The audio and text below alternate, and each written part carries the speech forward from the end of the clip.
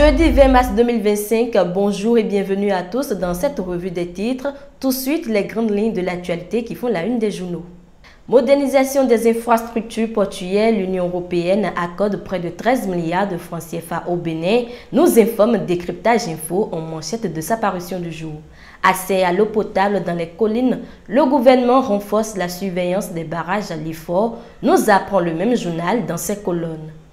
Reprise du procès d'Invor, le flou persiste malgré de nouvelles révélations. L'affaire envoyée au 8 avril prochain nous apprend la boussole en tête de sa parution du jour.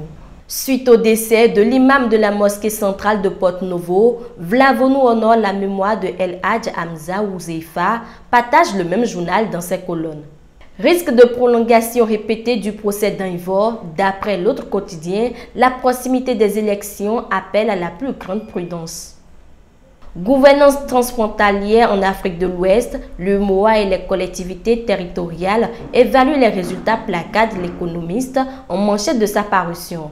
Dans ses colonnes, le même journal nous parle de la filière patate douce, un potentiel considérable encore inexploité.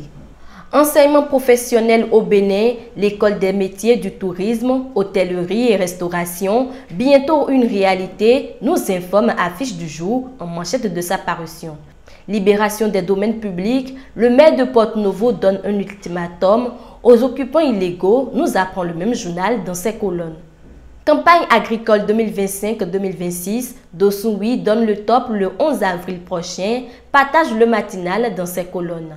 Patrimoine culturel immatériel, Marcel Zounon en Europe pour les intérêts de l'Afrique, nous apprend l'informateur en titre de sa parution du jour. Transport des matières radioactives, le même journal parle d'une nouvelle réglementation en vigueur. Présidentielle 2026, la FCBE s'offre déjà à talent, déclare Matin Libre en manchette de sa parution du jour. Gaskiani Info, selon Rachid Gbadamassi, la vie ne coûte pas cher au Bénin, placard le journal en manchette de sa parution.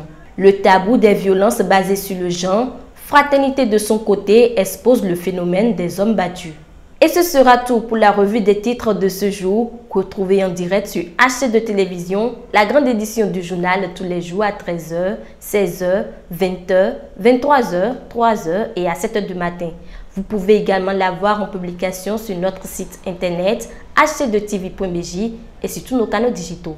Merci d'avoir répondu présent à ce rendez-vous. Portez-vous bien et à demain.